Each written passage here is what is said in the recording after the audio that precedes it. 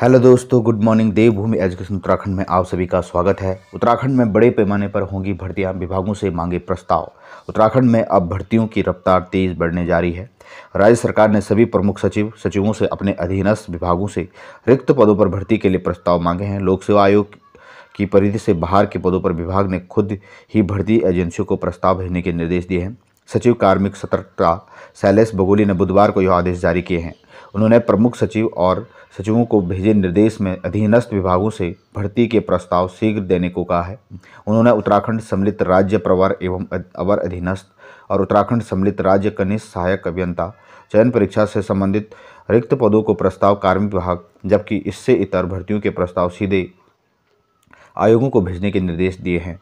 मुख्यमंत्री पुष्कर सिंह धामी ने 1 साल के भीतर 20,000 पदों पर नौकरी देने का ऐलान किया था, लेकिन इस 20 जुलाई 2022 में भर्ती घपलों का भंडाफोड़ होने से भर्ती प्रक्रिया थोड़ा कम थम गई थी। सरकार ने अब इसमें तेजी लाने की कसरत शुरू कर दी है। भर्तियों को लेकर मुख्यमंत्री गंभीर हैं।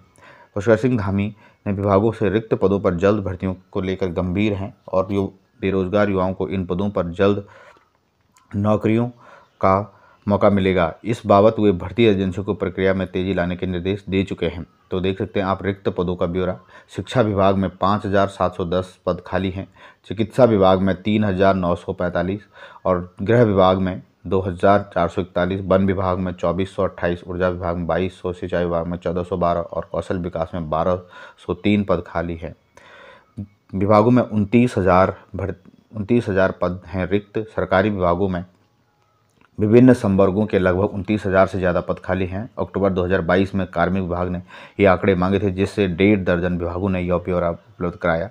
इनमें शिक्षा और स्वास्थ्य, चिकित्सा, गृह, वन, ऊर्जा, सिंचाई, लोक निर्माण विभाग, पंचायती राज विभाग में सबसे ज़्यादा पद खाली हैं।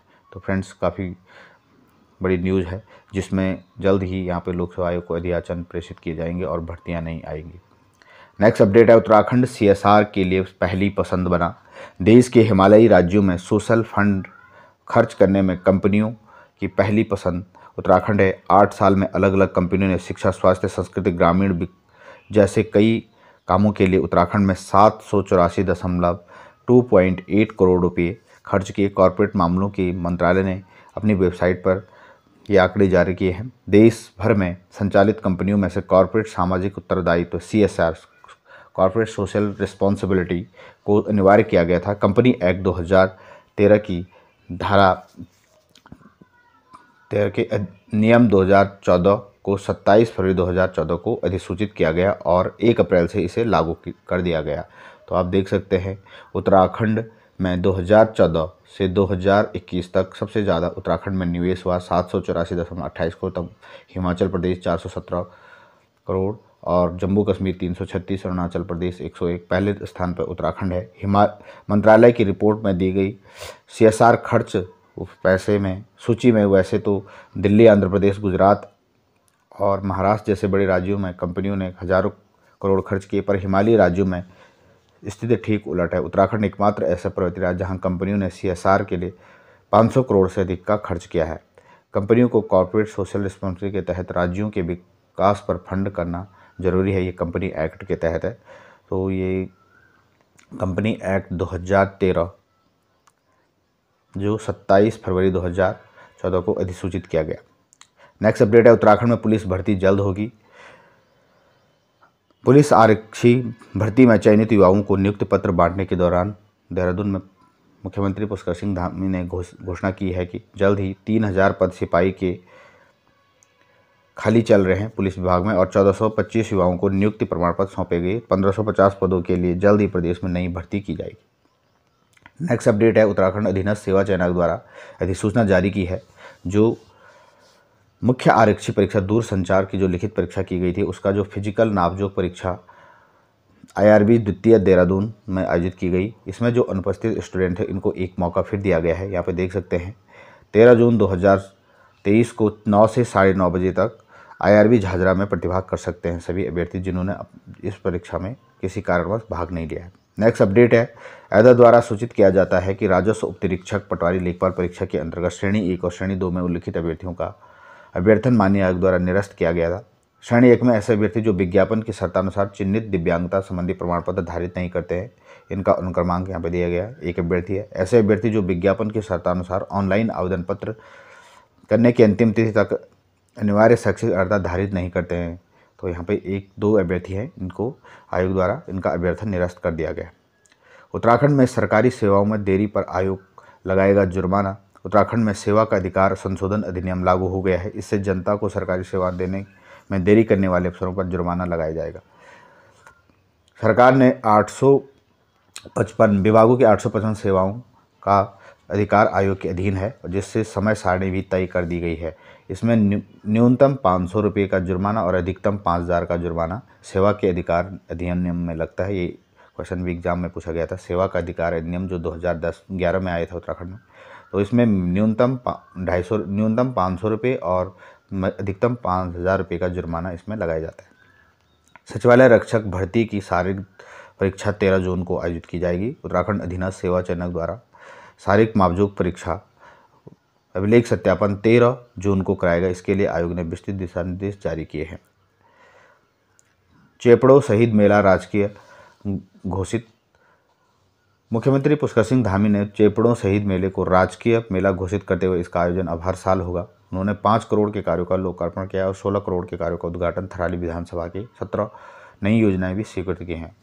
जनता इंटर कॉलेज चेपड़ो के मैदान में अशोक चक्र विजेता शहीद भवानी दत्त जोशी की स्मृति में आयोजित 3 दिवसीय मेले में सीएम पुष्कर सिंह धामी ने कहा कि सौभाग्य की बात है उत्तराखंड के प्रथम अशोक चक्र विजेता भवानी दत्त जोशी, उत्तराखंड के जो प्रथम अशोक चक्र विजेता हैं भवानी दत्त जोशी के परिवार से मिल रहा हूँ। कहा कि देश की एकता और अखंडता के लिए शहीद भवानी दत्त जोशी ने जिस अदम्य साहस और वीरता का प्रदर्शन करते हुए सर्वोच्च बलिदान दिया, ऑपरेशन ब्लू स्टार को लीड किया, ऐसे उत्तराखंड में ही पैदा होते हैं।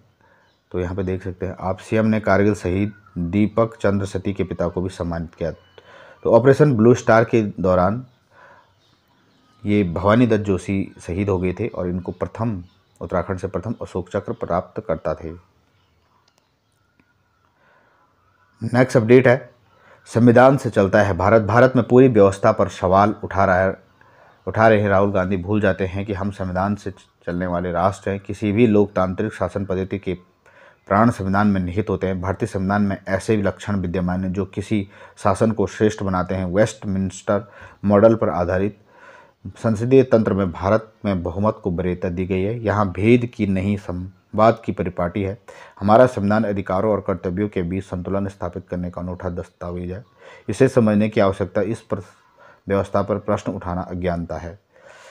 भारतीय संविधान के अनुच्छेद 75(3) के तहत मंत्री लोकसभा के प्रति सामूहिक रूप से उत्तरदायी होते हैं और आर्टिकल 112 और 117 के प्रावधानों के द्वारा वित्त पर संसद का नियंत्रण किया गया है। प्रत्येक सदन की प्रक्रिया नियमावली में भी प्रशासनिक और वित्तीय नियंत्रण के लिए स्पष्ट प्रावधान है। शक्तियों का स्पष्ट पृथकीकरण। संविधान ने टकराव की गुंजाइश नहीं छोड़ी। यहाँ शक्तियाँ और अधिकारों का बंटवारा किया जाता है। कानून बनाने में संसद और न्यायिक पुनरावलोकन में न्यायिक पालिका और नागरिकों से संबंधित विषय पर कार्यपालिका को अधिकार दिए गए हैं। आर्टिकल 122 में संसदीय कार्रवाइयों में न्यायिक हस्तक्षेप नहीं करने का उल्लेख किया गया है और 121 में यह कहा गया है कि जब भी किसी न्यायाधीश को पद से हटाने का प्रस्ताव विचाराधीन नहीं है तब तक सदन में उसके आचरण पर चर्चा नहीं की जाएगी। आर्टिकल 50 में कार्यपालिका और न्यायपालिका के बीच शक्ति का स्पष्ट पृथकीकरण किया गया। न्यायपालिका की स्वतंत्रता को सुनिश्चित करने के लिए, उसे निरंकुश बनाने के लिए समस्त न्यायिक शक्तियाँ संविधान में रखी गई। तो ये एक इम्पॉर्टेंट आर्टिकल थे भारतीय संविधान पार्लियामेंट से रिलेटेड। आर्टिकल 75(3) में जो काउंसिल ऑफ मिनिस्टर होते हैं, they are collectively responsible to Lok Sabha और प्राइम मिनिस्टर। अनुच्छेद 112(17) के तहत वित्त पर संसद का नियंत्रण। अनुच्छेद 122 में संसदीय कार्रवाई में न्यायिक हस्तक्षेप नहीं होगा। तो ये आर्टिकल थे और कुछ आंकड़े दिए गए हैं। 45.6% लोगों ने किया था मताधिकार का प्रयोग 1951 में, जब पहली बार चुनाव हुआ था, आम चुनाव हुए थे। 50% मतदान का आंकड़ा पहली बार 1962 में पार हुआ था और 17.3 करोड़ मतदाता 1951 में पहले लोकसभा के दौरान, चुनाव के दौरान थे। मतदान 66.4% हुआ था 2014 में मतदान और 67.4% वोट पड़े थे 2019 में। 94.5 करोड़ पहुंच चुकी है देश में मतदाताओं की वर्तमान में संख्या। तो काफ़ी इंपॉर्टेंट फैक्ट है ये। Thanks for watching video. जल्द मिलते हैं नए वीडियो में। Bye bye, take care, thanks.